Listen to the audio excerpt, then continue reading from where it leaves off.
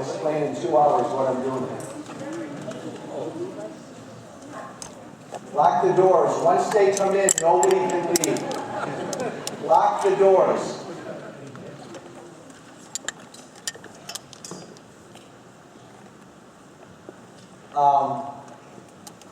Thank you.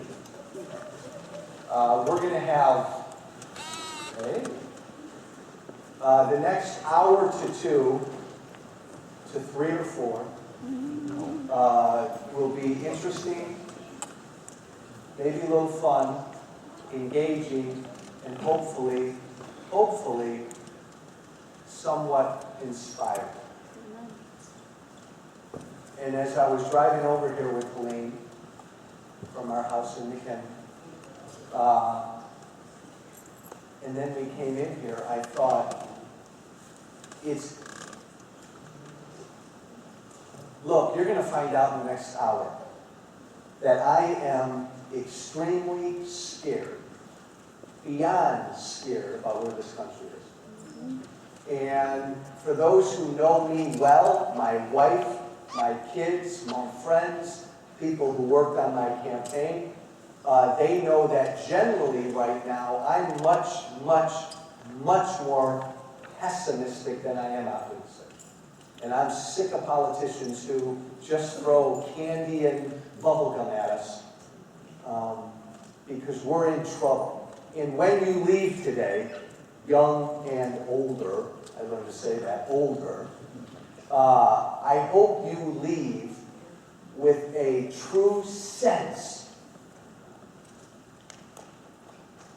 Don't take this wrong, but take it. Don't take this wrong, but take it. I want you to leave today with a real sense of how bad things are in America right now. I'm going to say that with a smile. But then, it's what? It's March, what's the date today? March 10th, 2013.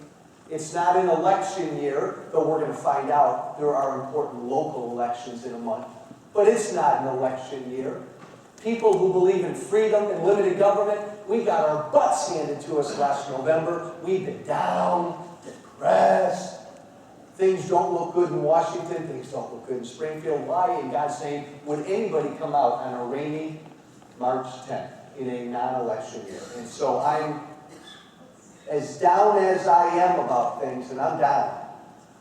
Thank you for coming out, and because we have such a nice crowd, it always gives me a little, not that much, but it does give me a little hope. Let's begin, before we get into anything, with a pledge. So if you can join me, stand and let us say the Kayleen. When you have a second, can you grab that water? Or Senator Marco Rubio, can you grab that water? I'll explain in a minute, Carter, what I'm doing here and what you're doing here. But like we did when I was a congressman, as we did when I ran for office the second time, there wasn't a congressman that held more town halls than I did. And we began all of our town halls by doing two things: saying a pledge, acknowledging that this is the greatest idea God has ever conceived of. And then the second thing we did, and we do whenever we get together, is we acknowledge the heroes in our room who have bled, been maimed, been injured, been scarred, been damaged, and have died to defend that flag, to defend the very freedoms we enjoy. If you wore the uniform, if you served this great, good country, please stand or raise your hands and be recognized.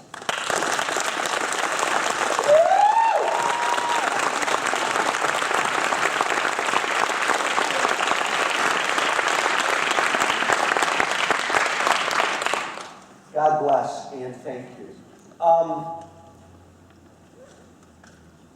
Why am I here? Well, you're here because I asked you to be here, but why am I here? Why am I still out doing this a couple months after I stopped being a congressperson. Why have I been traveling the state for the last month and a half, speaking to groups big and small, about freedom? Is it because I'm running for office? I'm running for governor, I'm running for senator, I'm running for Mayor McHenry? No. Oh, who knows? No.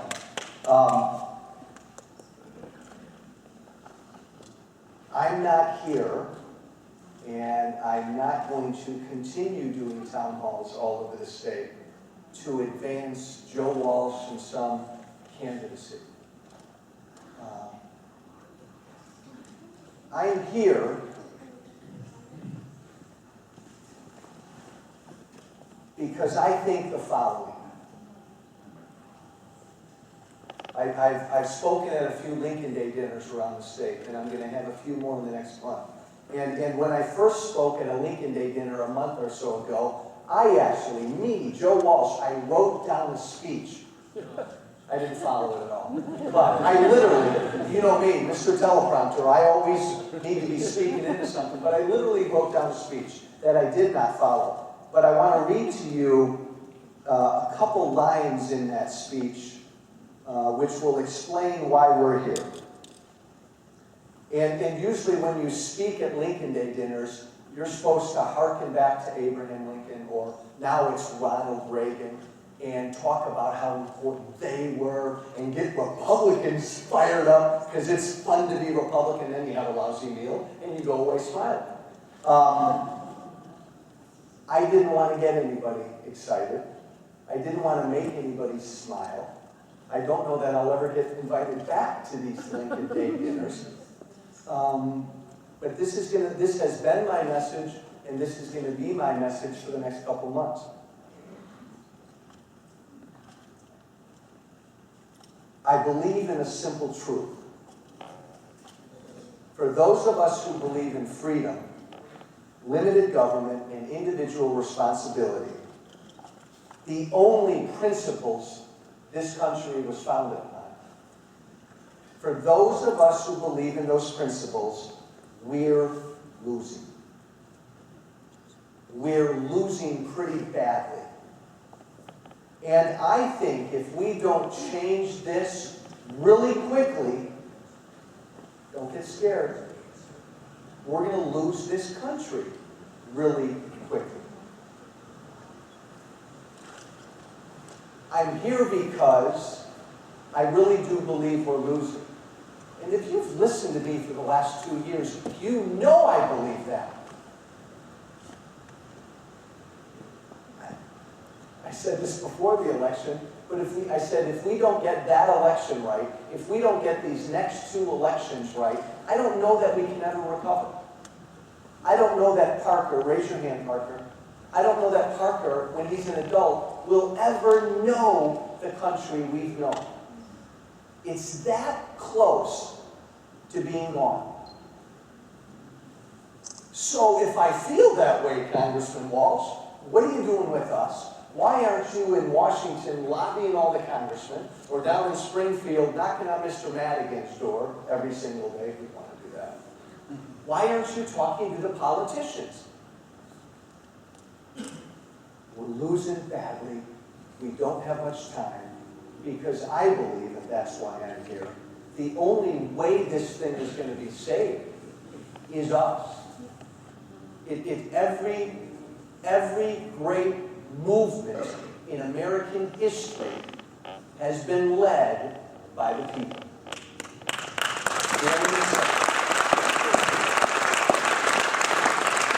Your politicians, Republican and Democrat, follow. And the best ones follow really well. But they follow. They follow. And so, the only way this thing's going to turn around is if the American people wake up, get up off their backsides, and demand something different.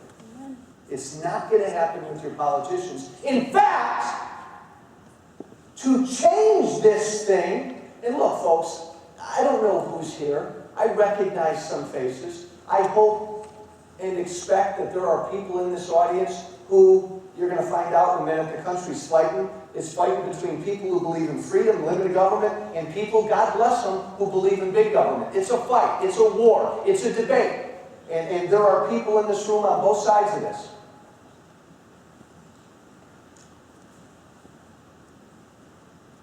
But this side is losing. And if that concerns you, if that frightens you, take the leap with me that it's not going to get fixed unless we do something about it. I spent 2 years in Washington. It felt like 22. I can tell you, darn near every Republican and Democrat I met,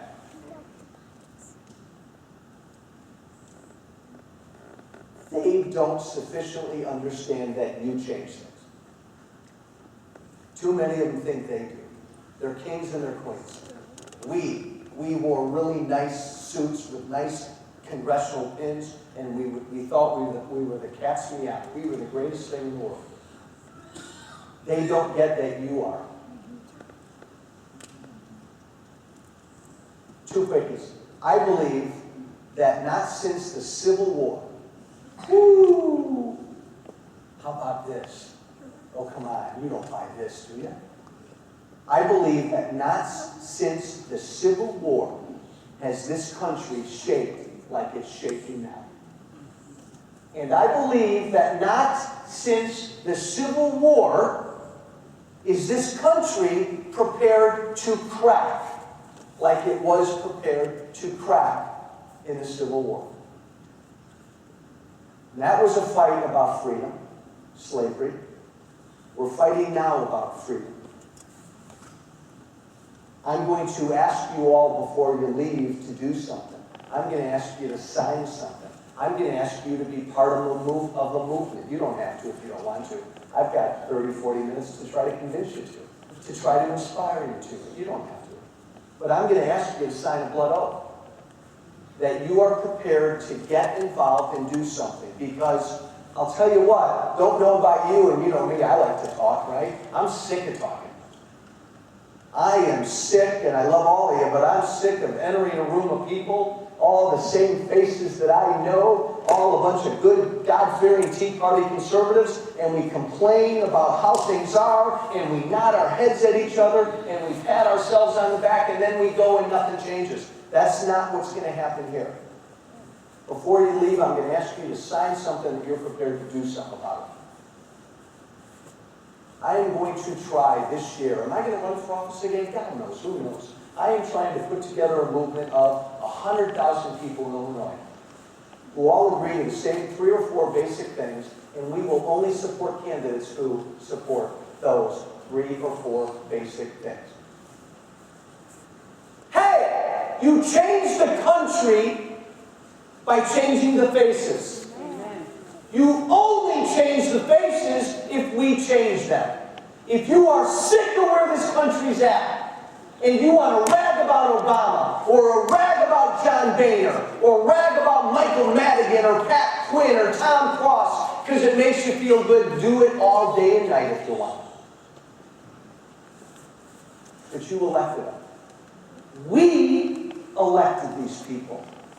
Everybody in this room had an aunt or an uncle or a dad or a mom or a grandmother or a grandfather who said, hey, come on, you get the government you deserve, right?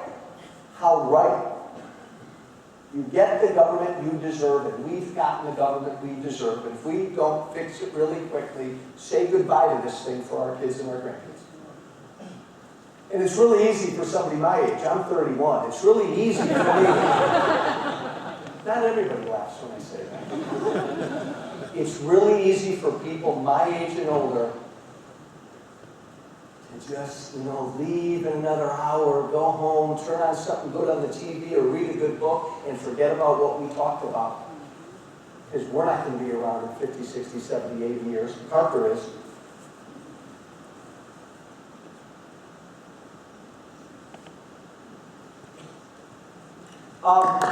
So what I'm going to do is I'm going to take about 20 minutes. Who believes that? Raise their hand. I'm going to take it. And by the way, the doors aren't really locked. Barb, are they? Yeah. Okay, the doors are locked. Here's what we're going to do today. I'm going to take some time and explain to you what I want us all to do. I then am going to introduce any local candidates we have in the room and ask them to speak for a minute. Then we'll answer your questions about anything you might want to ask me about anything. And then I'm going to ask you to do something very specific. And then we will leave. So the doors are not really locked. Feel free to leave when you want. But sit back and forget about anything and everything you did before you came here today. Forget about what you're doing in 2 or 3 hours.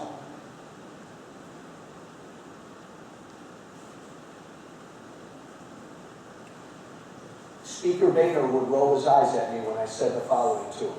And I said the following to him about 4 or 5 times. I said, Speaker Boehner, I came to Washington because I believe we have a country to save, because I believe we're losing it. And he'd say, Walsh, Walsh, Walsh. Play with me for the next hour and believe that. Believe we have a country to save and believe we're losing it.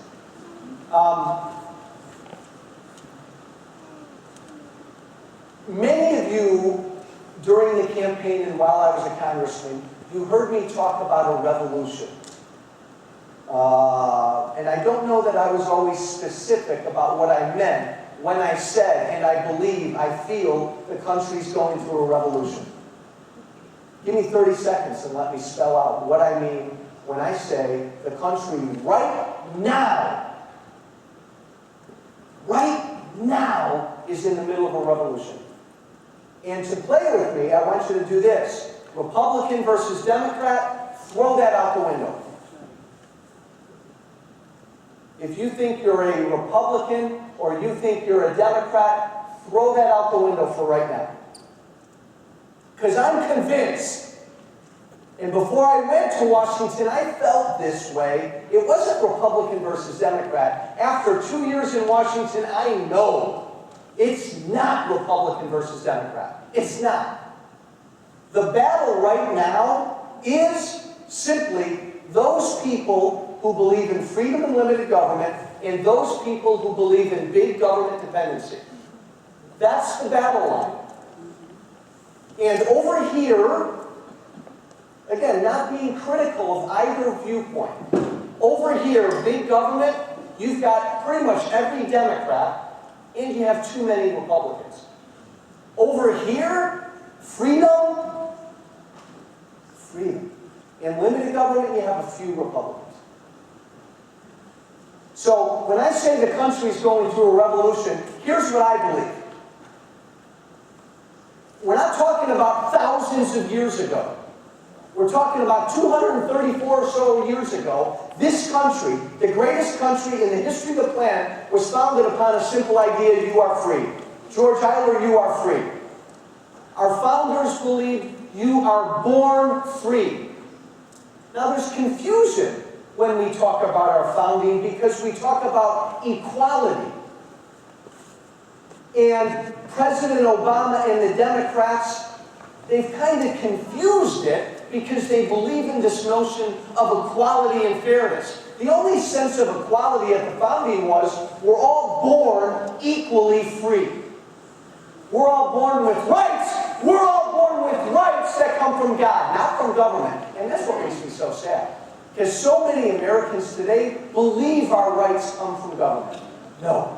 We're born free with rights that come from up on high, and government's only role is to secure those rights. Amen.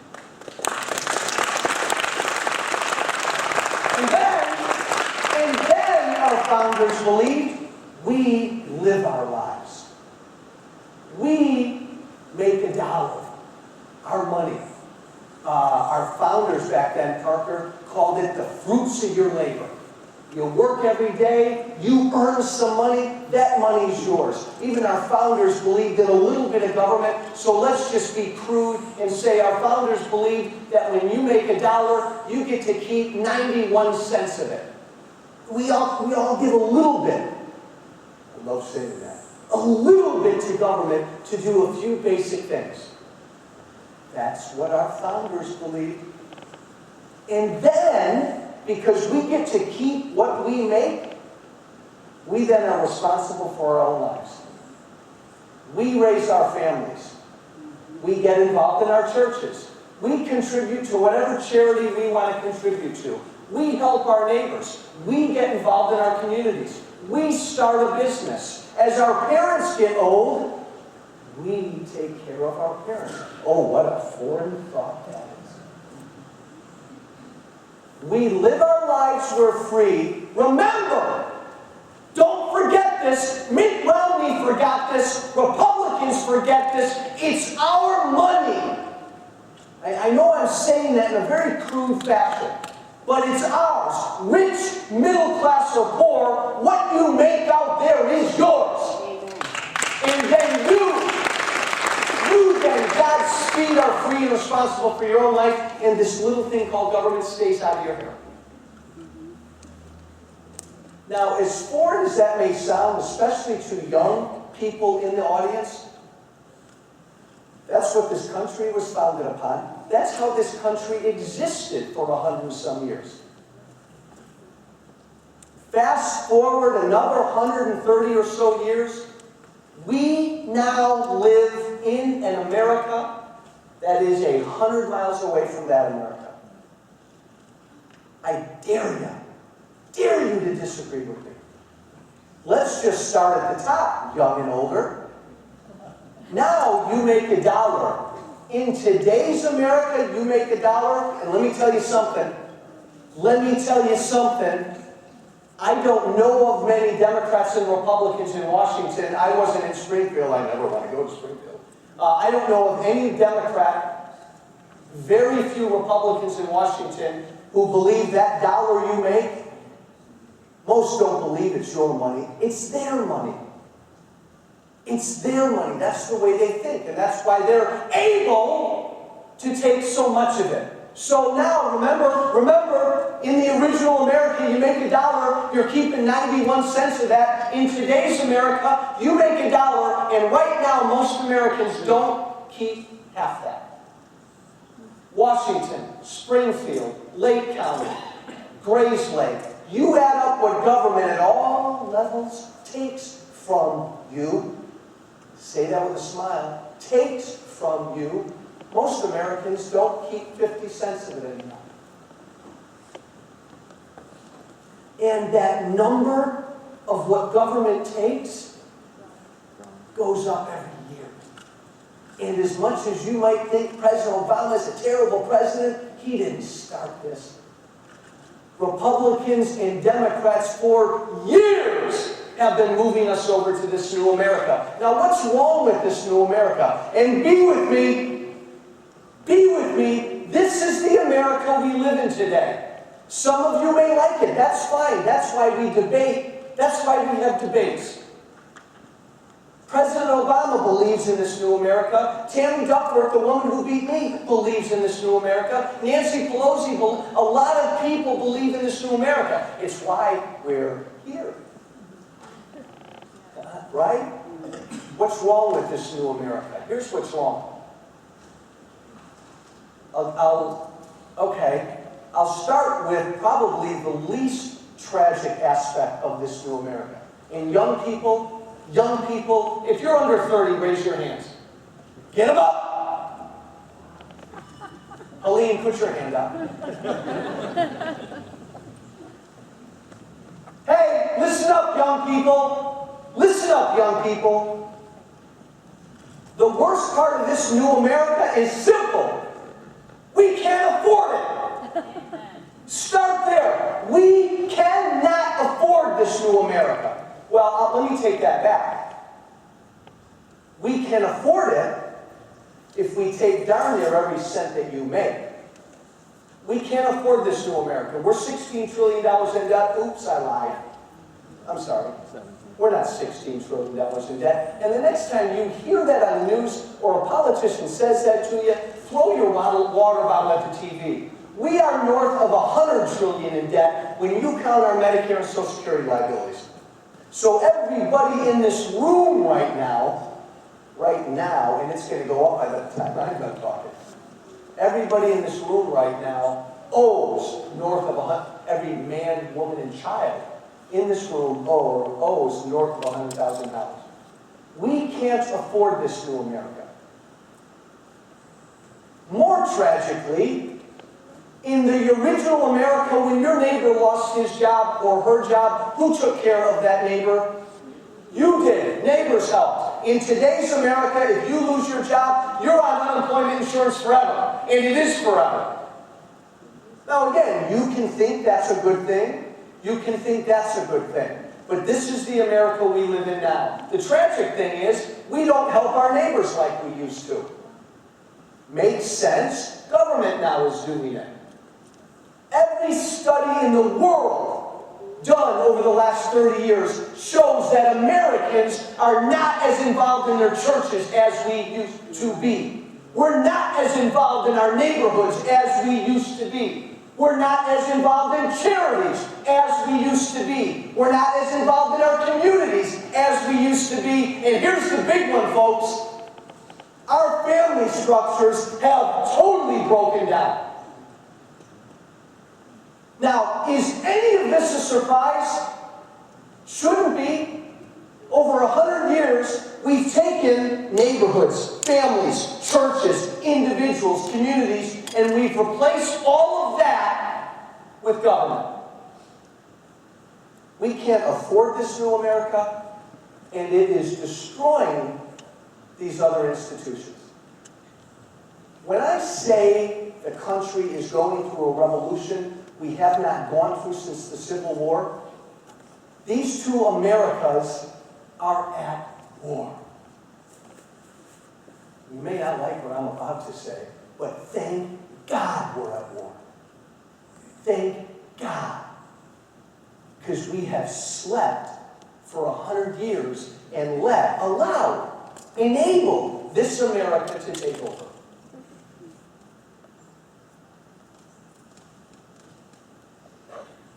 The country began to wake up. This America began to wake up in 2008 before Obama got elected. Remember, we like to place all the blame at the feet of Barack Obama. George W. Bush ran $400 to $500 billion deficits every year. George W. Bush bailed out companies. George W. Bush continued to grow government. George W. Bush expanded Medicare. George W. Bush expanded the federal government's role in education. And then Obama comes along and like on steroids, he makes it 100 times worse. And this little movement called the Tea Party movement started. Americans, young and older, rich and poor, said, wait a minute, time out. You mean we're about to live in a country where our government is going to make our health care decisions? Wait a minute. Why is government bailing out companies? And wait a minute, excuse me, Mr. Bush, Mr. Obama, how can we have such debt? And who's going to pay for that debt? This side has finally woken up. But this side dominates. And these two sides are fighting. And I'm glad we're fighting. I'm glad we're at war. It's better than sleeping through our lives. This side, the side that believes in freedom and limited government, is losing. Believe that. In your heads and your hearts, believe it. And look, I had to deal with political consultants. And they told me, Congressman, there are so many things you shouldn't say. How well did I do with that? And one thing they said was, don't ever insult the American people. You're going to lose them. They'll never vote for you alone. The American people have grown stupid. We've grown uninterested. We've gotten busy.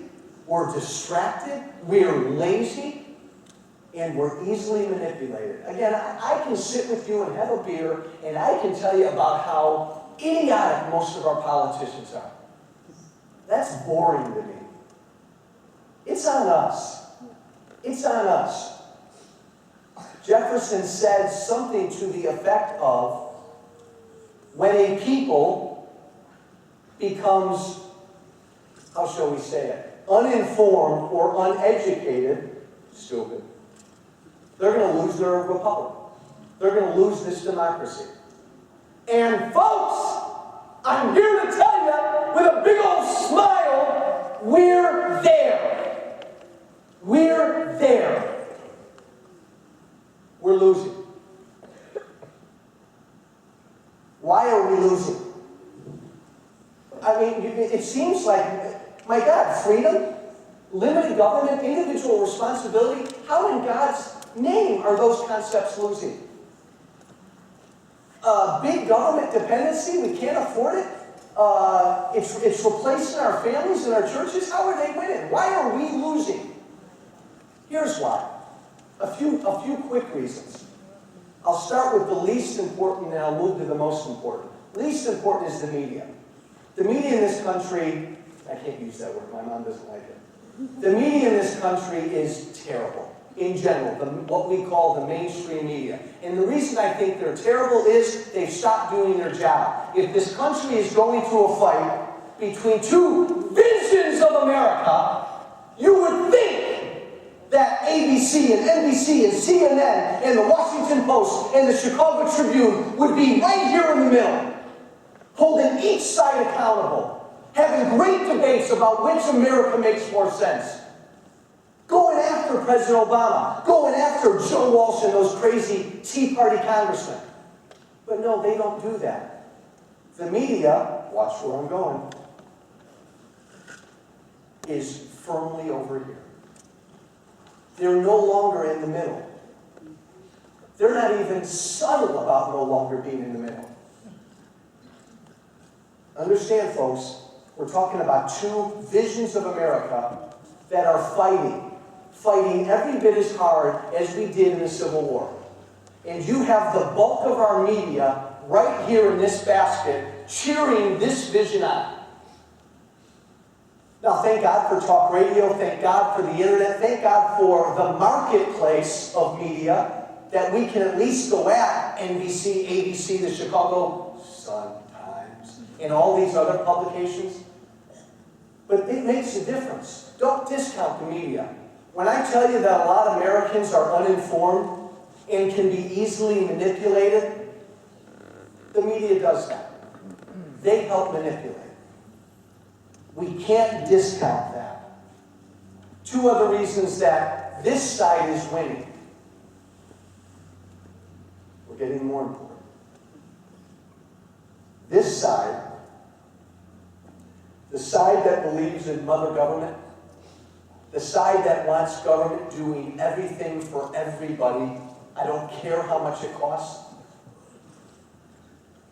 they know we're at war. And this side doesn't yet get it. That side's at war every single day. In Washington and in Springfield. Michael Madigan and his corrupt Democrat cohorts, and they don't take time off between elections. They are at war every day to put more people here. This side doesn't yet get, my side, our side, many in this audience, we don't yet get that we're at war. I learned a lot when I was in Washington. I learned a lot on my summer vacation. I learned a lot while I was in Washington. And one thing I learned was, because they said this to me privately, more than one, more than two, more than three, more than 4 Democrats privately told me their job is one by one and group by group to get people dependent upon government. Plain and simple. They are very proud of that privately. And many of them now, you notice, talk about that publicly. Once they get you here, young, black, brown, white, older, once they get you bought into this thing, and you are dependent upon this thing, what are you going to do every election? You're going to vote for them. They tell us privately and they tell us publicly this is their plan. And it's working. And it's working. Life's too short to be politically correct. That should actually be on my tombstone. Life's too short to be politically correct. The Democrats have had a concerted strategy for 50-some years to get blacks dependent upon government. To put blacks, good, decent African Americans, on the government plantation. They are doing the exact same thing with Latinos. This will be a Latino country by 2032. That's a great thing. Good, great, decent people. The Democrats' plan is to do the same thing with them that they've done with blacks. Make them dependent upon big government. I gotta tell you, takeaway. Believe me, it scares me. They are at war, and they treat it like this. Now, are they bad people? Do they want to destroy America? I'm asked that a lot. Okay, Obama. Respectfully. Does Obama know what he's doing? And all these other Democrats, don't they know how bad this is? Don't they know, Congressman, what you know, that we can't afford this? Don't they know, like you know, that once we get somebody dependent upon government, they're less dependent upon their family? Don't they look historically and see that the African-American divorce rate 80 years ago was about 10% and now it's 60%? Don't they get that? Don't they get that as we've put blacks, and I'll say it, in the government plantation, we've broken down their families? Don't they get that? Many of them do. Many of them don't. Many of them don't care. Takeaway here. They're at war. We're not. They viciously, you gotta almost respect the way they work. They go after people to put them here. We, over here, who believe in freedom and limited government, what do? Here.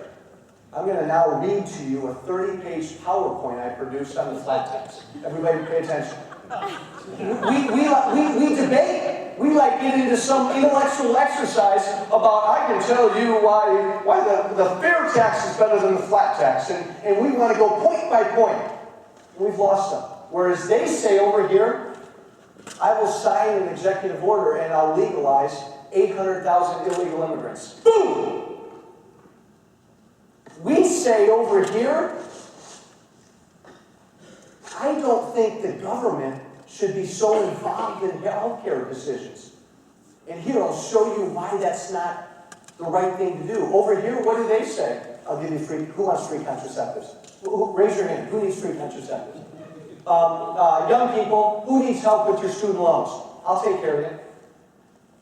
They're brilliant. Final reason we're losing. Final reason this side is losing. And if I offend anybody in the audience, I sort of apologize. You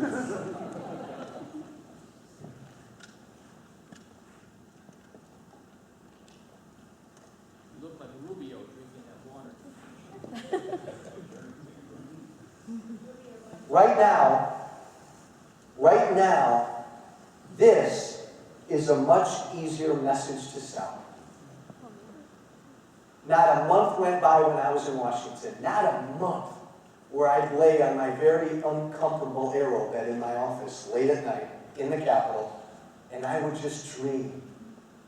I'd dream about what it would be like to be a Democrat for one day. You look a little parched. You need some water? That wristwatch looks terribly old. I can get you a new one. How old is that jacket? I'll buy you a new jacket. They walk around and they campaign by giving people things. How much fun would that be? You don't have to think about how much that new wristwatch is going to cost. I don't have to think about what it's going to cost young Parker over there. Doesn't matter how much it's going to cost. I don't have to think about whether it's good or bad to just give him a wristwatch. That's hard to say. Or give her a new jacket. I'm Santa Claus. I walk around and I give people things, young and old. Because if I give you things, I think you're going to vote for me. What a wonderfully easy way to be a politician. Over here, you got a crazy guy like Joe Walsh, who says, vote for me, young people and older, and if you vote for me, I'm not giving you a darn thing. Nothing. Here's what I'm going to do. Here's what I'm going to do. A lot of good this did me. I lost. Here's what I'm going to do if you vote for me. I'm going to Washington, and I'm going to try to limit, all I'm going to do is try to limit what they take from you so that you can keep more of what's yours, and then I'm going to pat you on your head, and away you go live your life. Put that on a bumper sticker. It's an easier message.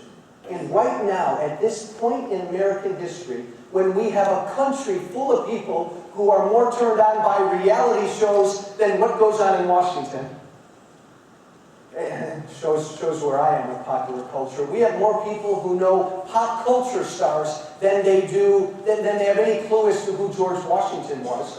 We have a lot of people in this country, Democrat and Republican, who don't pay attention.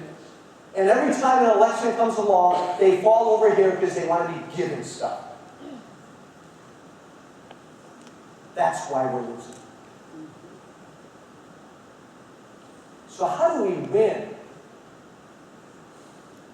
How does this side win? We're up against it. They have a better message, an easier message. They have a media that's working with them.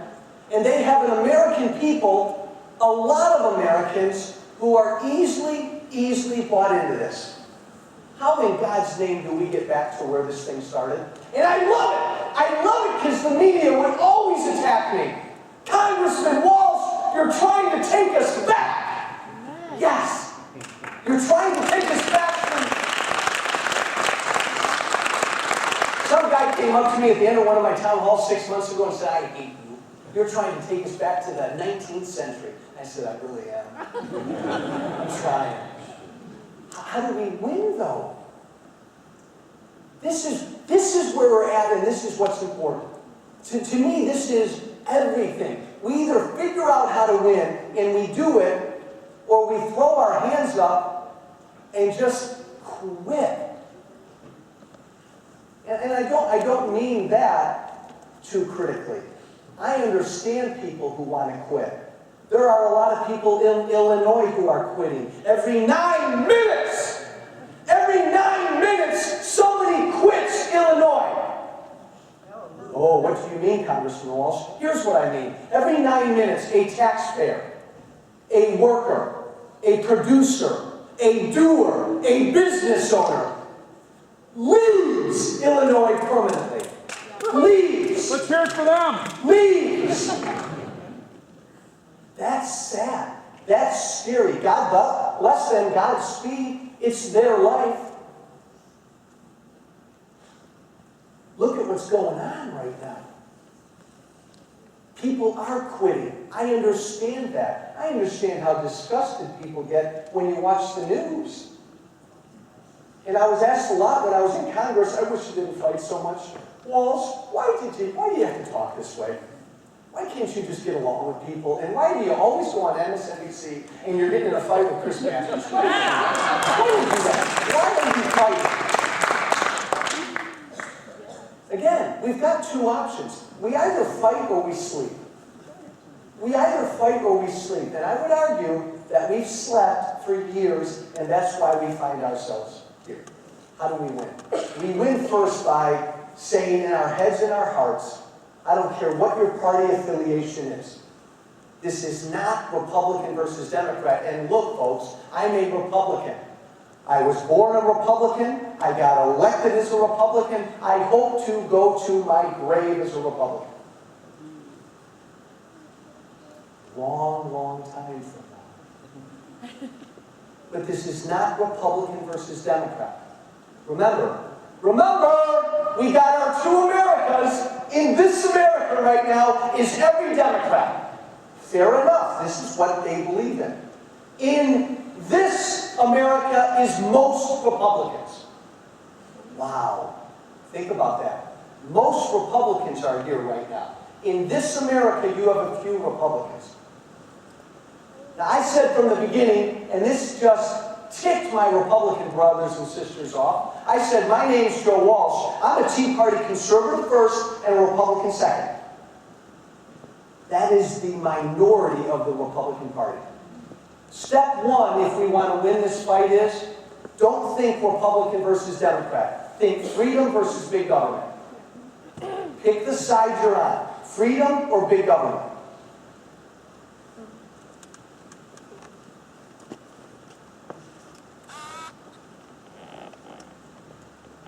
And we Republicans, who are here, probably most people in this audience, we have to take that freedom, limited government argument into every corner of this country.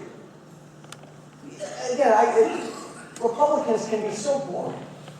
We can be so boring.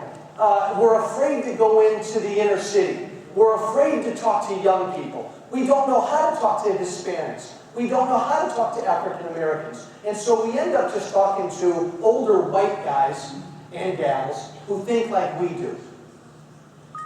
We got to take this message of freedom into every corner of this country.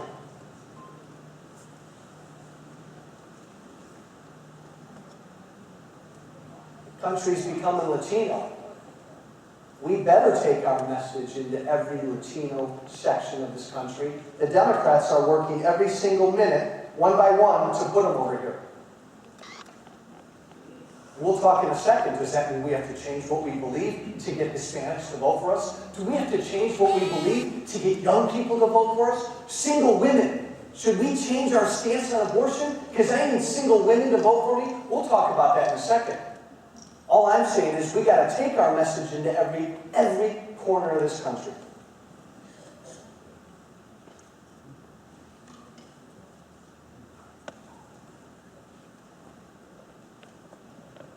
We have to believe we're at war. And look, it's March 10th, the year 2013. There aren't tanks in the parking lot. Nobody's fighting right now. Nobody's shooting with each other.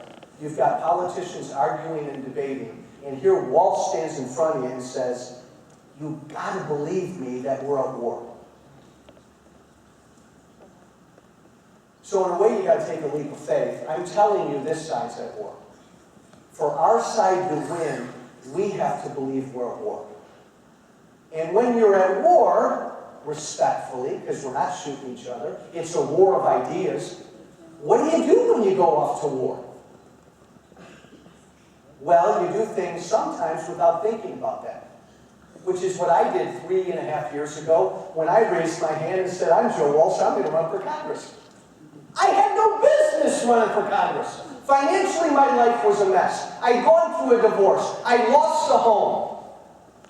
And the minute in this country that you decide to dip your toe into public office and run for office, you expose everything.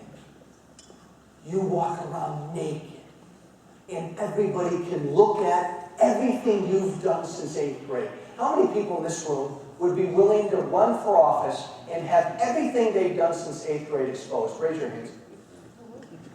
Connie, really? Most wouldn't. But I don't know, maybe it's because I taught American government and I love this stuff. When I decided to run 3 years ago, and Helene and I, it took a while with Helene, said, "Joe," she didn't call me congressman then yet, "Joe, sweetie, what are you doing?" I told her, and I haven't veered from this, I said that I felt like a founding father and I'm not much of a farmer, but I felt like a farmer who was just out working his field, and along came somebody in the community on a horse and said, the British are coming, we're at war. What did that farmer do? He put down his, thank you. You can tell I'm not much of a farmer. He put down his hoe, he got on his horse, he waved goodbye to his wife and his kids, and he rode off to start a country. He did not think about the condition he was leaving that farm in. He didn't think about what a mess it would be for his wife and kids. He didn't think about how they'd be eating 2 or 3 months from now. He didn't think necessarily about the danger they might be in. He was called to start a country. I felt the same way 3 years ago. I felt like I had to get up on my horse. I've always been afraid of horses. And ride off to save this thing. You know, the reason, when I got elected in January of 2011, when I got sworn in, nobody knew who Joe Walsh was. Nobody. I knew who you were, Joe. Well, some of you did. 2.5 years later, darn near everybody around the country knows who I am. I am the single biggest enemy of liberals and Democrats all over the country.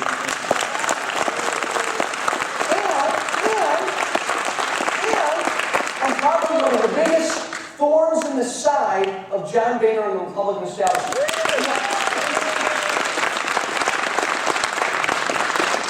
The Republican establishment doesn't want me ever to run again. They don't want me to win.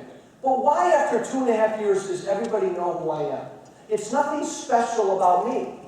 I went there believing in my head and my heart that we're at war, and I was going to fight.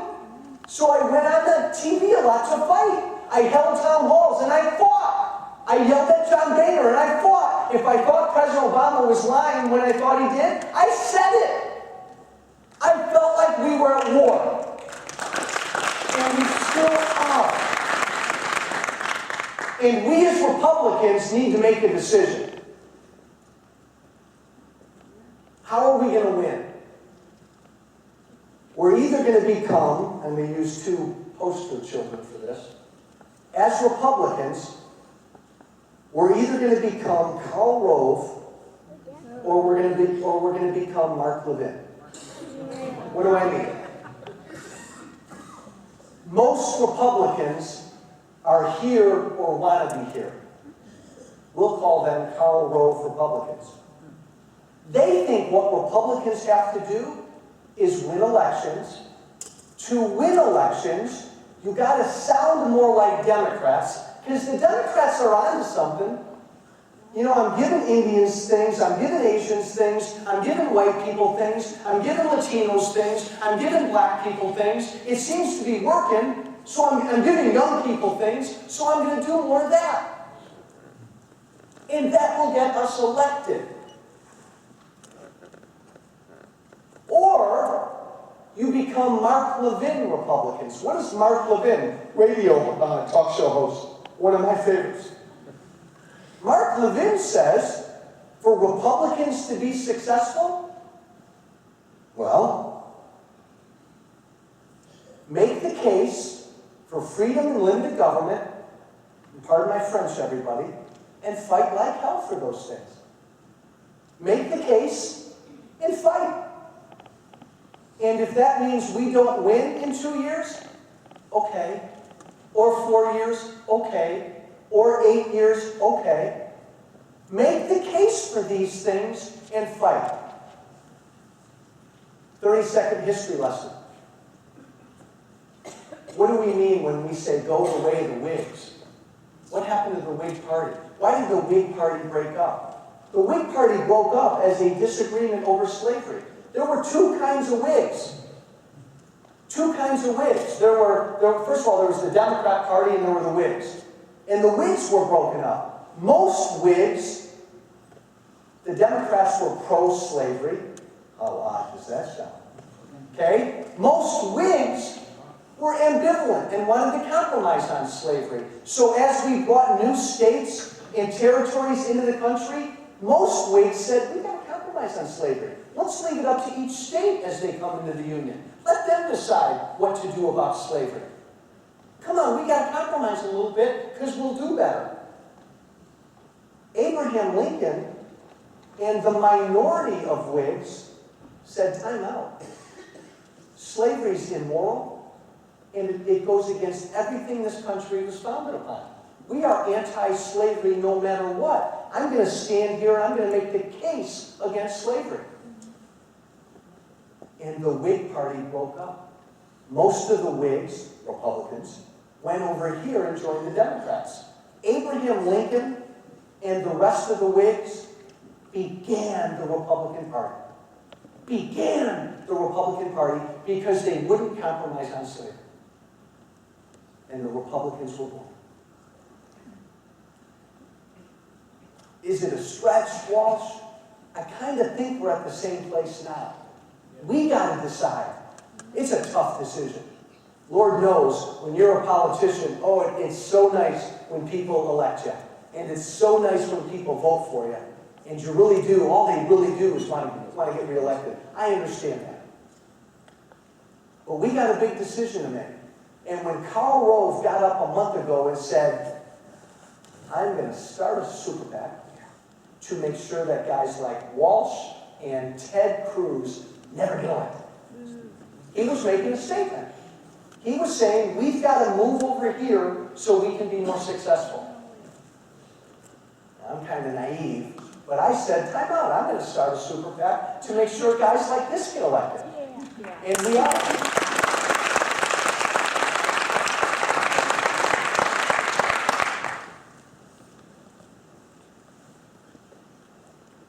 We have to decide, as a Republican Party, which direction we're going to go. And it's not easy.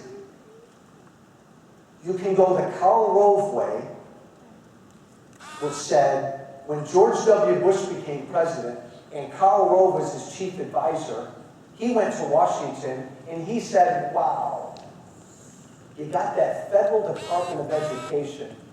I can run it better, and I can make it a more efficient, effective thing, so I'm going to give America no child left behind, increasing the federal government's role in education. Whereas if I had been George W. Bush's advisor, again, not me or anybody in this minority, and I went to Washington with George W. Bush, I said, Mr. President, here's a thought. I don't believe the federal government has a role in K-12 education. Let's get rid of that department.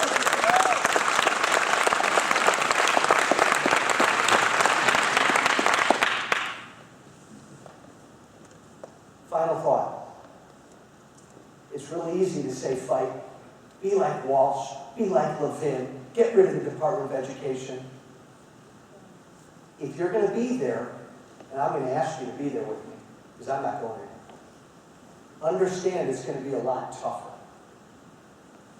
Understand, I'm not laughing when I say, if you're going to do what Mark Levin says, which is stand here for freedom, limited government, and fight like you know what, you got to be prepared to lose. You have to be patient to be in it for the long haul, because it's going to take a while. Because right now, you could put me in front of every college, in every college auditorium in this country, and I tell them why freedom is better than big government, but it's going to take a while to convince them, because they are used to being given stuff. Here's the young person's mindset, not everybody. When that whole issue of the HHS mandate came up last year, about the government, oh, what kind of country do we live in, folks? Here we are. The government now, legally, can tell a Catholic priest that he or she, I was going to say a Catholic business owner, or a Catholic business owner, that he or she has to pay for and subsidize a product that goes against his or her very faith. Right now, the federal government can do that. Big issue. And no matter where you stand on that issue, it's a huge issue. Now, I'm not picking on Danica Patrick, the race car driver. I just happened to read a quote she had last year. When this issue came up, somebody put a microphone in front of 28-year-old Danica Patrick. and said, Miss Patrick, what do you think of this? And her answer was, well, that's what the government's for, to decide these things. We got a long way to go. You give me 100 years, I'll go into every Hispanic corner of this country and I'll tell them that if you become dependent in this government plantation, your kids are going to be bankrupted. It will break down your families. But it's going to take a while to make that argument. Most people are here. So, if you want to be here with me, be prepared to lose. As I told, I think, Carol Morin on WTTW a while ago, if I had to look and sound like a Democrat, and I don't mean anything by that, but if I had to come over here just to win an election, why even govern? Why govern? It's going to take a while. Hey, Barbie. Hi, Barbie.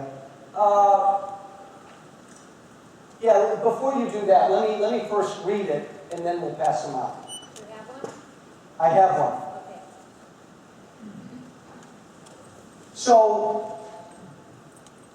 So we've laid it out. And I'll answer your questions in a minute, and we're going to introduce local candidates in a minute. But I hope we all now have a view of really what we should think the fight is. And we get bogged down in sequester this and sequester that, and 44 billion here, and funding the government there, and all these little important, but little issues. There's something much bigger going on. Above all of this stuff that Washington and Springfield fights about is a basic collision between two visions of the country. Please, please believe that.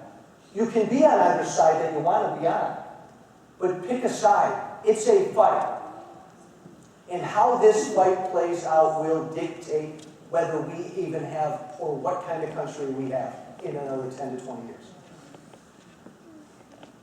Tom Coburn, a really smart United States senator from Oklahoma, wrote a book called The Debt Bomb. And in that book called The Debt Bomb, Senator Coburn said that in 7 years, according to his projections, in 7 years, the government, the federal government, will only have enough money to do 3 things. Before I even tell you what the 3 things are, just think about that for a minute. Everything our federal government does, everything we want it doing. Imagine a day in 7 or 8 years when there's only enough money to do 3 things. Take care of our Medicare obligations, take care of our Social Security obligations, and pay for interest on our debt. That's it. Now, he could be off by 2 years or 5. He could be conservative by 2 years or 5. Who knows? But no money to defend the country, no money to secure the borders, no money for education, no money for unemployment insurance, no money for free contraceptives, no money for anything else. Is there anybody in this church that wants to get there? Scary statistic number 2. Right now in Illinois, we moan about the pension crisis. Oh, the pension crisis, and it's a big deal, right? And it's bankrupting Illinois. But what does Illinois spend more money on than our pensions? Medicaid. Right now in this state, 1 in 5 people in Illinois is on Medicaid.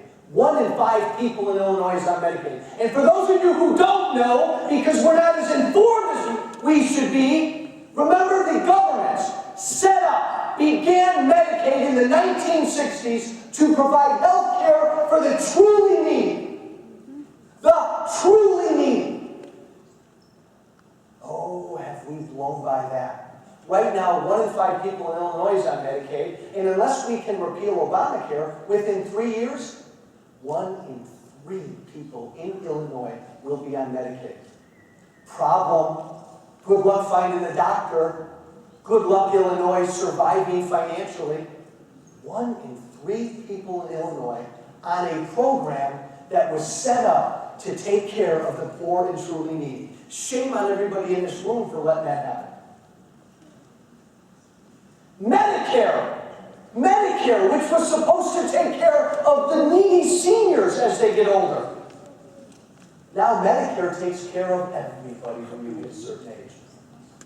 Why did that happen? Was there a debate? Or like everything else government does, did it just grow? I sat on the Homeland Security Committee when I was in Congress. I guarantee you, if I was in Congress right after 9/11, there's no way I would have voted to approve a huge, big new program called the Department of Homeland Security. But now we have it, and it's grown every year. Like everything government does, it keeps growing. Defense! I know a lot of my Republican friends are big on defense. Fine, defense grows like everything else.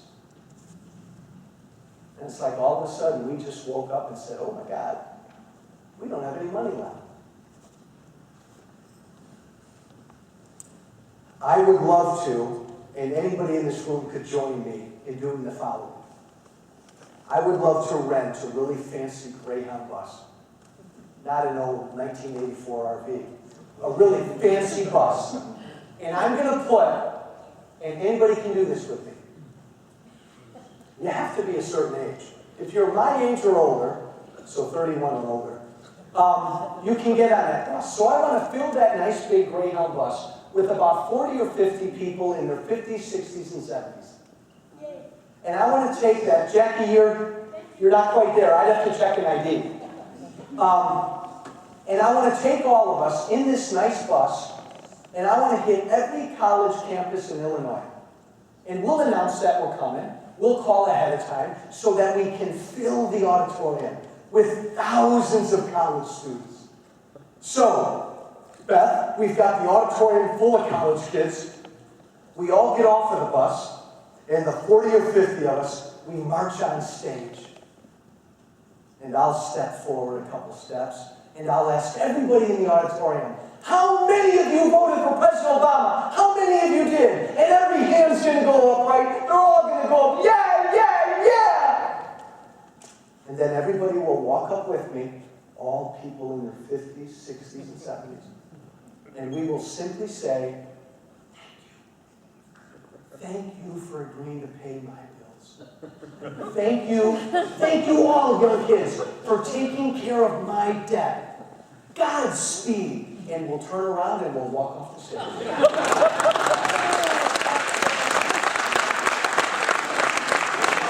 And I'll leave. And they'll be scratching their heads. What did you just say? And I'll leave Steve Bishop behind and you can educate him. And we will go. We will go to the next college campus. Let's do it. I poke fun, but we get the gist. We're in trouble. So, what am I asking everybody in this auditorium to do? I'm not going to let you leave. We really have not walked the door. I'm not going to let you leave unless you agree to join a movement. I'm going to let you leave. I'm playing with the name. But it's time to grow up and be free movement. When I ran, I love the expression grow up. It's time for this country to grow up. My political people hate it. I wanted to put grow up on the side of my RV. They wouldn't let me. You're going to lose votes. You can't tell people to grow up. Walsh, they're not going to vote for you. I said, the heck with it.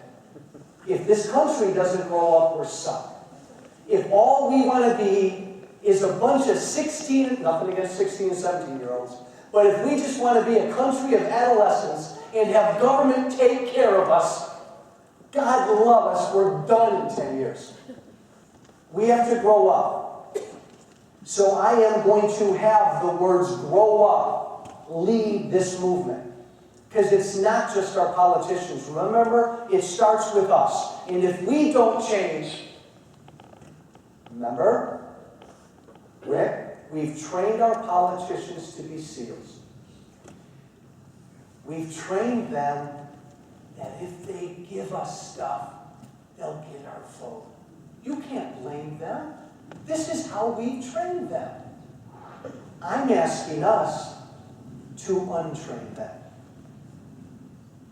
Sometime this year, We are going to have 50 to 100,000 people in Illinois who are part of a movement that simply raises their hands and says, I'm ready to grow up, politicians. I want to be free to live my life, and here's the hard part, guys. I want to be responsible for me, my family, and my community. Don't give me stuff. I want to grow up. And then this movement is only going to support candidates at every level, county, local, state, federal, who agree to do the following 5 things. And if you can agree to these 5 things, first of all, if you can agree that you're ready to raise your hand, and not everybody is. Not everybody is. Certainly most of this country isn't ready to raise their hand. No. I need that health care. Give me that free Obama phone. Take care of me. Help me. Most of us aren't there yet. So you have to be ready to raise your hand and say, get out of my hair. I want to be free and I want to be responsible for my own life. I'll do it. We will only support candidates who do the following 5 things. We will only support candidates who cut taxes and let me keep more of my money. I don't care if you're wealthy. I don't care if you're middle class. I don't care if you're struggling.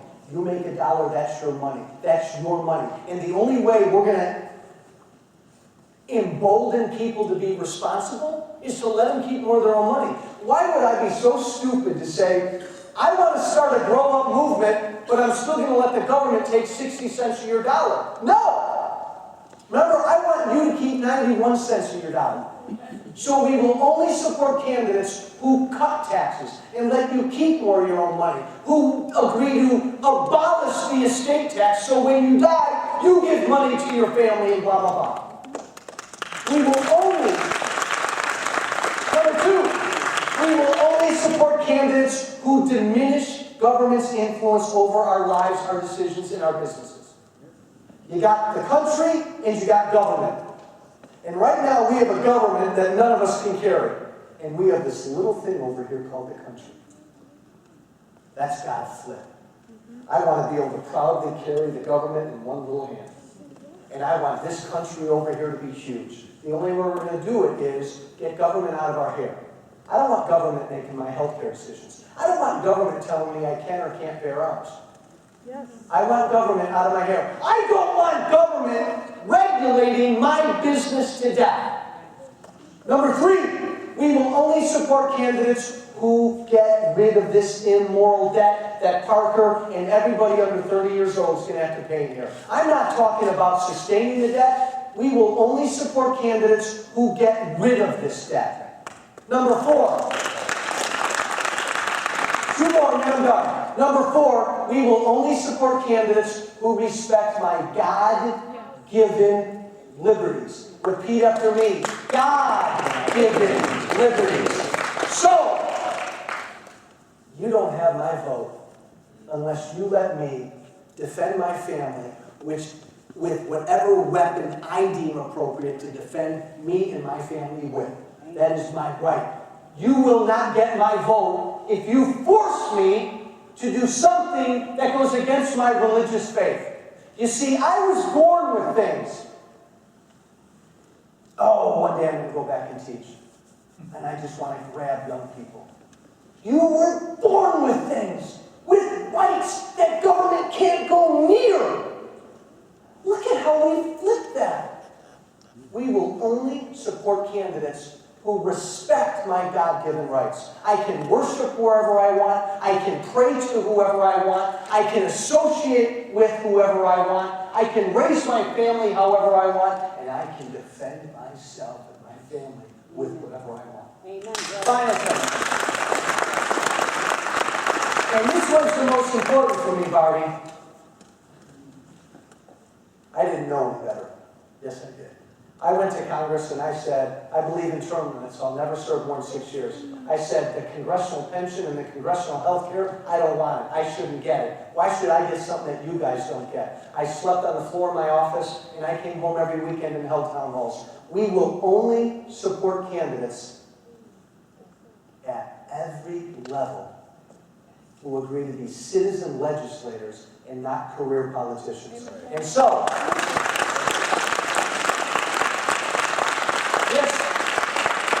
this movement of thousands of Illinoisans that we're going to create, and I've heard a rumor that somebody might have a radio show in a couple of weeks. I don't know. That may, Barbie, that might help grow the movement. I'm just guessing. This movement is only going to support candidates that look you in the eye and say, okay, I don't want to go to Washington for 30 years. Great, you got my vote. How long do you want to be in Springfield? 6. I want to go down there and do good, and then I want to come home. You're going to give yourself a nice fat pension? If they say yes, boom, you don't have my vote. We're going to support candidates who are citizen legislators and not professional politicians. Here's the deal, guys. In 2 sentences, probably would have been a lot easier if I just said these 2 sentences instead of boring you for an hour. In 2 sentences, it comes down to this. Government is way too big and does too much for too many of us. Problem. If we don't fix this quickly, here is what is going to happen. Our country will go bankrupt. Look at Detroit, look at Illinois, look at America. Our country will go bankrupt.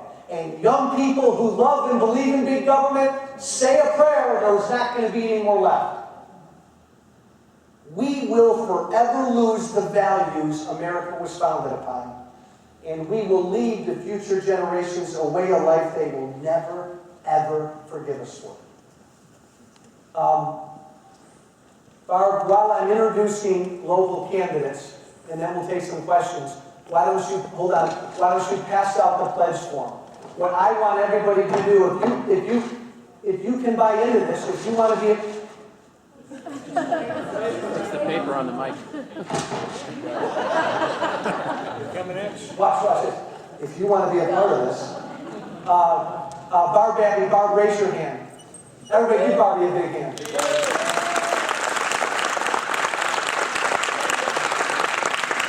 Barbie is growing this movement with me, with us.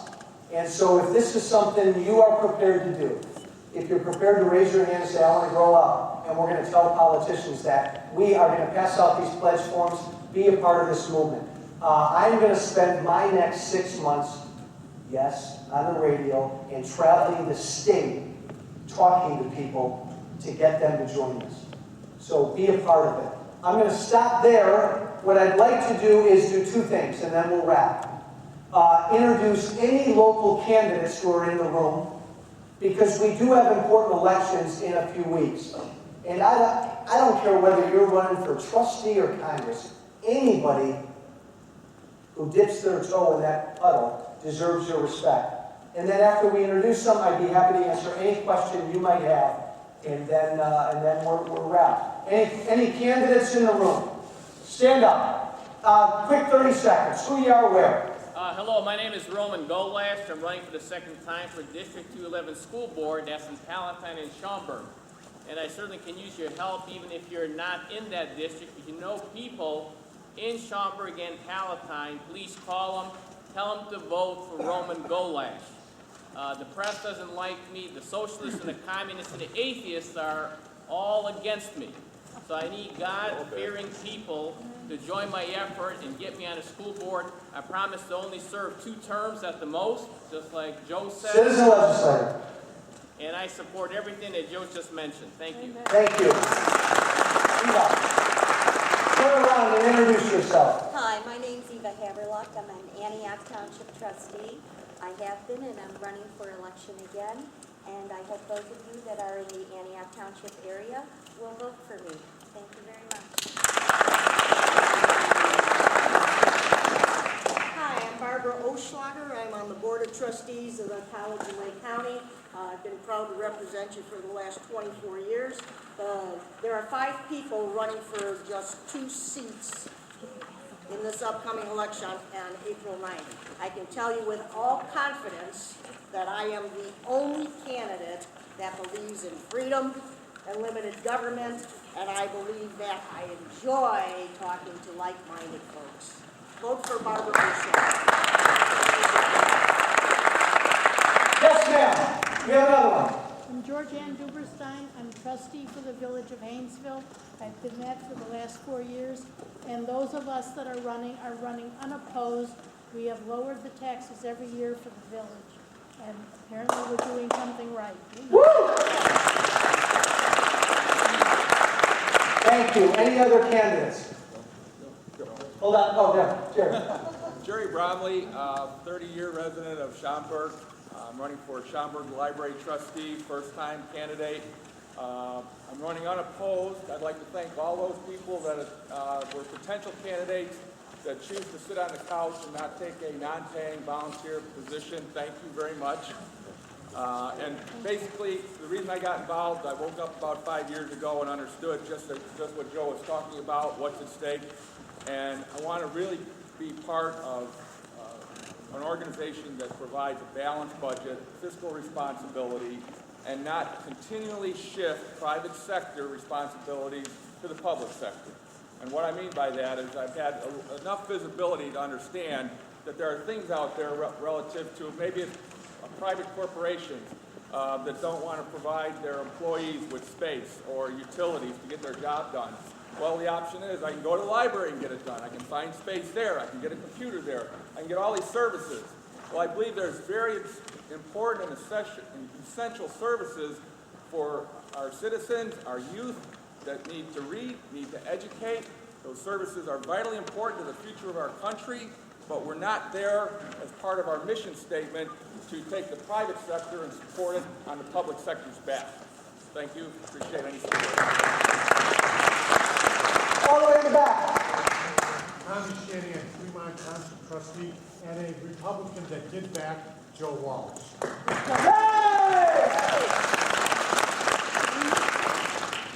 All right, folks, many of you have these pledge forms.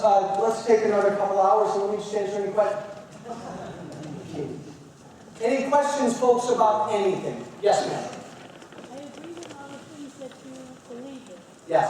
But my concern is that in 2014, if Obama gets his way and gets the House, he's going to run the table for the next 2 years after that, and we'll never get our country back. It's a great point. It's a great point, and Obama and his people, that's their goal. Clearly, since he got reelected, it's almost like country, forget about the country, his goal is to take out the Republican Party in the House. It should be a paramount concern to us, and I guess I just believe we've got a better chance of succeeding if we fight and make the case for these things. But that will be the great debate. Yes, sir. I don't know if you remember me. My name is Lauren Spivak, and I've been in the war you're talking about for 4 years now.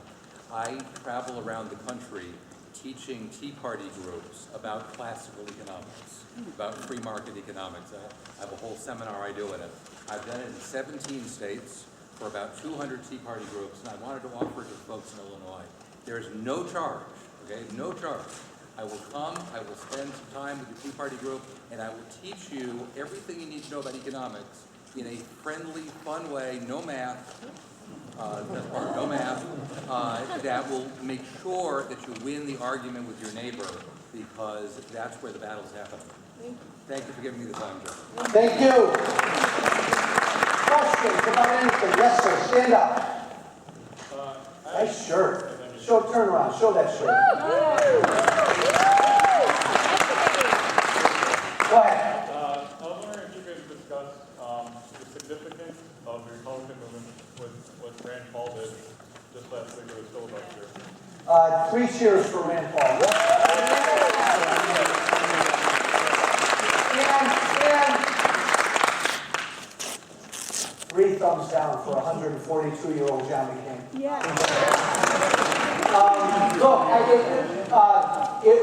It was wonderful what Senator Paul did. And I think he's really helped educate a lot of people. And I was right there with him. I was here, but I was there with him in spirit. I voted, like he did, I voted against the National Defense Reauthorization because there's language in there that literally gives the federal government the right to hold American citizens without due process. And because the Obama administration couldn't give him a clear answer, does the federal government have the right to target and kill American citizens on American soil or with a drone? And they never answered him. That's pretty frightening stuff. Look, simple answer. There is a war on terror. There are evil people around the world, oh, and by the way, evil people here in this country trying to kill Americans and destroy our way of life. We want our government defeating this enemy, correct? Using every tool we've got to defeat this enemy. But our government never, ever steps on our civil liberties to do that. So I thought it was wonderful. Yes, sir. I'd like you to respond to our old Mark Kirk, supporting Senator our Kirk. old friend Pat Brady. Look, here's my, and again, I think we all know the situation. Let's start at the top.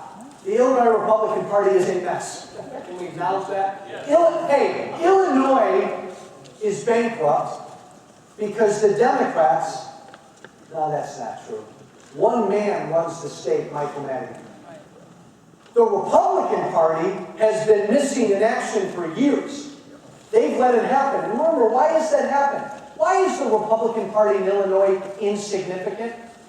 Because ever since I was a little boy, they've never stood for anything. It's like they've been over here just accepting whatever little crumbs of power the Democrats will give them. So along comes our chairman. Look, no matter where you stand on traditional marriage, the party platform says we support traditional marriage between a man and a woman. Hey, hold on. That's what the party platform says. This is the chairman of the party, and he publicly, not once, not twice, not 3 times, 4 times, has said, platform, forget about you. And he's gone against that. The issue could have been Obamacare. If Chairman Brady had stood up and said, I love Obamacare, I would have said Chairman Brady needs to resign. And so my hope is he will. He needs, I've publicly said it, he needs to step down. Senator Kirk and other Republicans think he ought to stay there. And so there's a real fight now in the Illinois Republican Party as to whether he'll stay. I just don't, hold on, I don't think you can have the chairman of a party, the CEO of a party, no matter where you stand on the issue. That's not important. The CEO of a party can't just go against the party platform like that.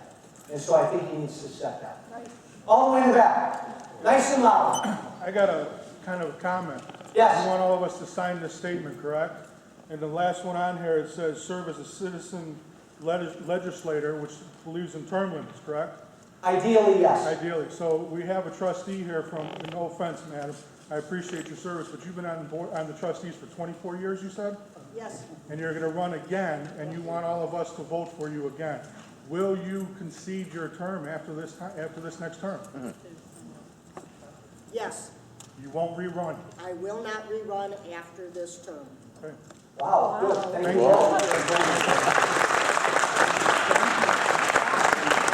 Talk about a direct, unscripted question and a very direct answer. Yes, sir. My question is, what in the world I'll repeat it. What are we going to do about our government who insists on giving all of our hard-earned tax money to foreign governments as foreign aid to countries that hate us and want to see us destroyed?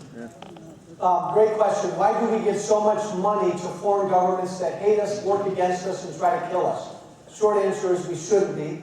When I was in Congress for 2 years, I think the House voted 4 times to just cut off almost all foreign aid except to Israel. But again, like a lot of what we did, we passed stuff in the House, it went over to the Senate, and nothing happened. You are exactly right. we have a government that does too much for too many of us. Foreign aid, again, we're not talking about trillions of dollars, doesn't matter. Still an important issue and an important place to make cuts. Not going to happen unless we continue to change the faces. Yes, ma'am. If I can respectfully disagree about... Stand up. If I can respectfully disagree about the two sides and the leaders of both sides, and let's talk about the culture, and let's talk about changing the culture. One simple example. When you're little and you're in the swimming pool, that above ground 4-foot pool, and everybody starts going in one direction, we create a current, right? And anybody that's in there can lift their feet up, and they can bob, and they can be part of that, going around in that current. Well, that's what's happened in our country. We've got a current that's got everybody going this way. Now, how do we change that? Quickly. We raise up leaders that turn around and say no, and they start going in the opposite direction. And when we get enough leaders to follow a leader, but we've got to have a lot more leaders to change the current in this country. Thank you. Well, I said, big government, we all know that it's ineffective. But I think that one of the largest offenses of big government is it's immoral. It uses force and coercion on individual citizens and takes away their individual choice. Social Security, you're forced into it. Medicare, you're forced into it. Medicaid, you're forced into it. Government schools, you're forced into it. It's really where in the narrative does the immoral aspects of big government come into play? We all know it's ineffective, but where can we get that morality message into it? That's a wonderful point. And we as Republicans are mistaken because we so focus on the financial. When we talk about this new America that we're all living in, and it's not new, it's 100 and some years old, Republicans tend to focus on the fact that it's going to bankrupt us. We can't afford it. It's fiscally and financially devastating. We don't focus enough on the morality of it.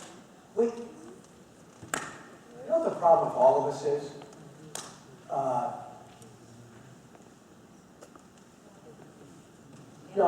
No, it's like, and this always just blows me away.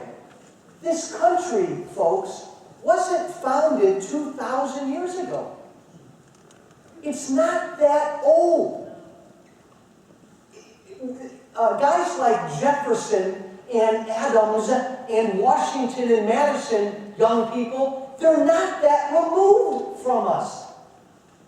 But now we live with our Blackberries and all these gadgets and things, and we're so used, we're born into an America where we grow up and government does all this. So many of us have no clue as to what this thing was founded on. Yeah. Our founders would be stunned that we've asked government to do all of this. This isn't what they set up. The fact that government can take now over half of what you make, well, this will get me in trouble. I may never get elected again. That's thievery. But we don't say that. It's slavery. Hey, it's slavery. But we're so afraid to say that. Look, this got me in trouble a few months ago. If you really believe we're at war, and look, I do, and maybe I'll be dead in a week, a month, a year, I don't know, but I'm going to fight like it's a war. If you really, really believe that these things are in jeopardy of being lost, freedom and limited government, as a famous actor said, I think in the movie with Sean Connery said it, in The Untouchables, what are you prepared to do? Now, I don't know about you, but if I own a business, and I'm a Roman Catholic kid, if I own a business and my government's going to force me to pay for a product that goes against my religious faith, I'm not going to do it. I am going to be prepared to practice civil disobedience, to stand up for my God-given rights. If my government ever tells me that I can't have a gun in my home to protect my family, I'm not going to pay attention to that law. If you truly believe, and oh, by the way, slavery, it's going to get to a point in this country where businessmen and tax-paying Americans are going to say, to heck with it. I won't give you one more tax dollar. I won't follow that last regulation, which is making me send my business to Wisconsin. If you truly believe we're at war, and this drives Aline crazy when I say it, are you prepared to go to jail to defend those beliefs? Are you? Yes. We now live in a country, I'm stealing this quote. I don't know, by the way, I don't know where I got it. But I love this quote. We now live in a country where the following is true. The ability to protect your home, to keep most of what you make, and to make all your own healthcare decisions, those three things are central to a free people, and they are all under assault. What are you prepared to do? I don't want to see the country bankrupt, but I am sick to death of seeing our families destroyed. It just bothers me when our neighbor loses a job and nobody helps out the neighbor, and the neighbor doesn't want to be helped because the neighbor's on unemployment insurance forever. And you know what? It angers me that that neighbor's not looking for a job. Why should he? He's being taken care of.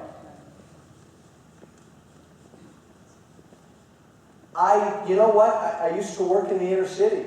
You put me in front of any black or Hispanic audience, I'll look him in the face. I want you, inner city parent, to have the freedom to send your kids to whatever school you want to send them to. Public, private, religious, or home. And I want the government funding to follow that decision.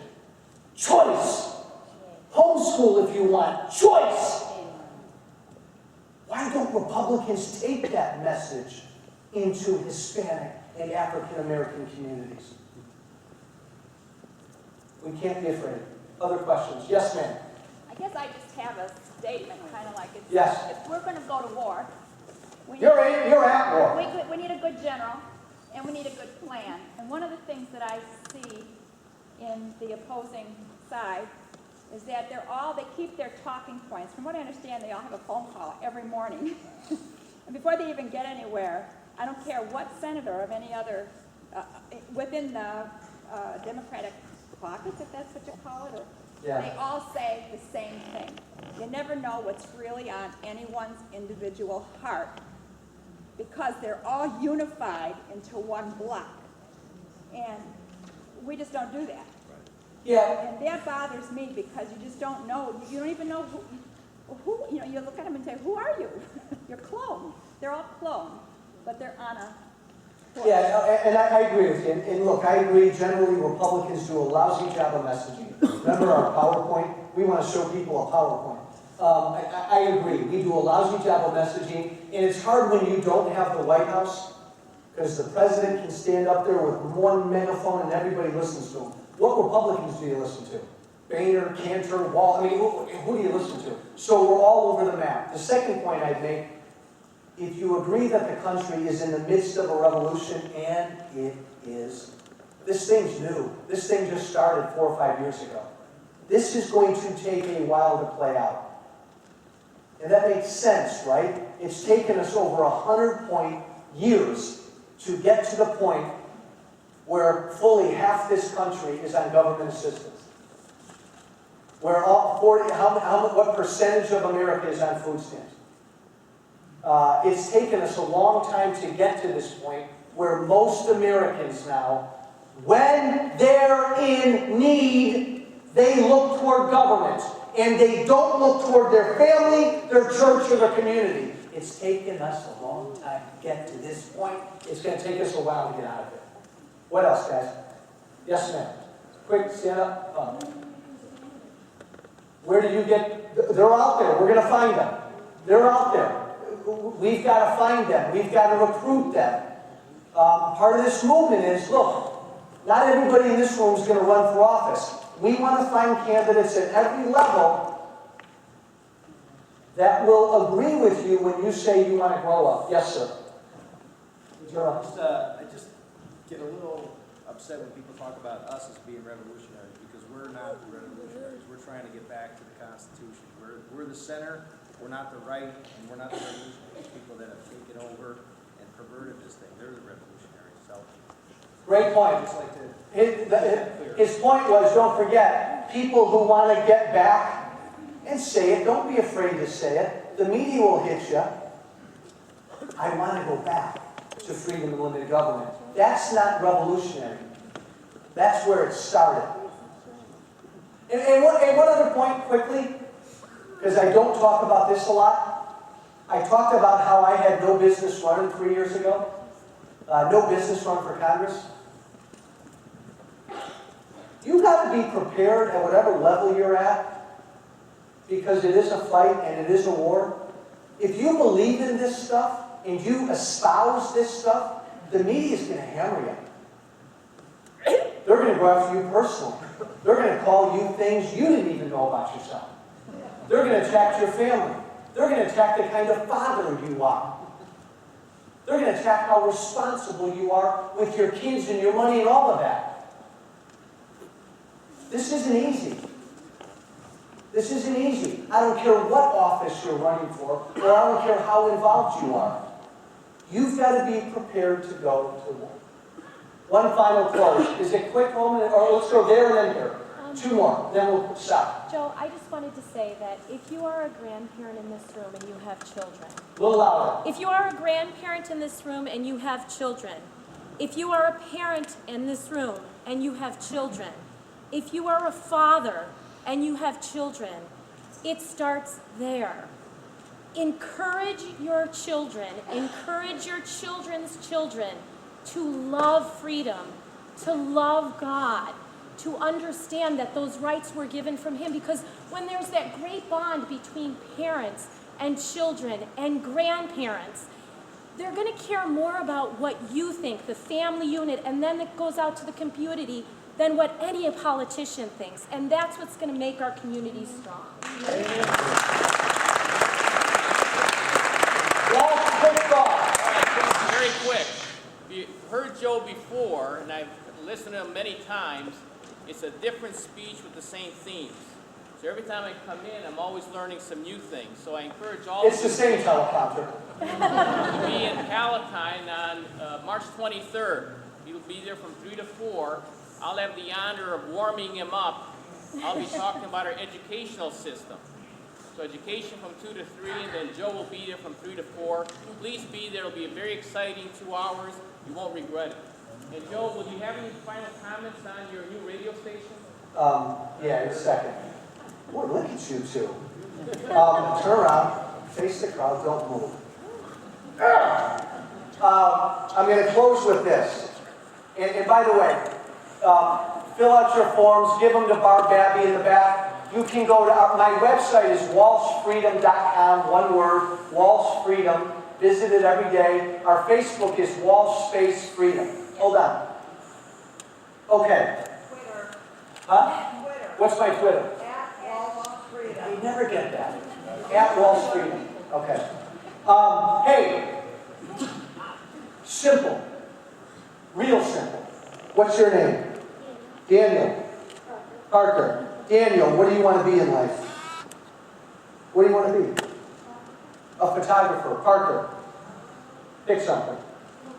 A football player. Parker. Look at Mom get nervous. Right. So, this is what's at stake. You decide. Daniel wants to be a photographer. Parker wants to be a football player. I'm going to guess. Let's go out in, let's go 20 years. How old are you, Daniel? Parker? 11. God, I don't even remember when I was 21. 10 and 11. So let's go out about 24 years. Parker's in his late 30s. Parker's in his late 30s. Daniel's in his late 30s. 24 years from now. Daniel's a successful photographer. I don't know. Let's say a successful photographer's making, he's got his own business, he's doing great. Let's say he's making a couple $100,000 a year. 24 years from now. Parker. Oh, he's going to have ladies all. He's going to be a famous football player. In the twilight of his career. Parker's going to be a famous quarterback. Can you imagine what a famous quarterback is going to make in 24 years? Let's just say, conservatively, Parker's making $5 million a year. Hold on. 24 years from now, Daniel, one of the world's best photographers, Parker, one of the most famous quarterbacks in the country. $200,000 a year, $5 million a year. Because we, and that's all good stuff. That sounds pretty cool, doesn't it, Daniel? Yeah, I'd like that. But because we here, in this great, good, decent country, in the year 2013, didn't have the courage to pay our way, because our politicians didn't have the courage to pay for their debt. Don't move. Because all of America in 2013 wanted to live over here, where we give them stuff. Just give me more. I want more health care. Take care of all of my birth control. Give me more. Give me stuff. Give me. Because we did that. Daniel, 24 years from now, who's making $200,000 a year, is going to give the government probably about $184,000 of that. So little old Daniel, don't start crying yet, it gets worse. Daniel is going to walk away with hardly anything. Every dollar he makes, young people and older, is going to go to our government to pay for our debt that we don't have the decency to pay for now. Now look at Parker. Handsome quarterback. By the way, Daniel's going to have 3 or 4 kids. You're going to have about 10. Parker, one of the most famous quarterbacks in the country, making $5 million a year. Parker, $4.5 million of that's going to the government. $4.5 million of that's going to the government to pay for our bills. 3 final points. We are losing. This side is winning. We don't have much time. And the only way to change it, oh, this is hard. Parker and Daniel, I'm going to try. The only way, do it with me. When I say 3, I want you to raise your hand with me. The only way this will change is if Americans have the courage, and it's hard, to slowly raise their hands, raise your hands, guys, I'm cute, and say, I am ready to grow up, government. Don't give me anything. Let me keep more of what I make, and I'll be responsible for my own life. If we don't, as a country, decide to do that, we are giving these two and everybody else in this country, their age, a country they'll never, ever forgive us for. Shame on us if we let that happen. Join this movement. Godspeed. Thanks for coming out today. Thank you.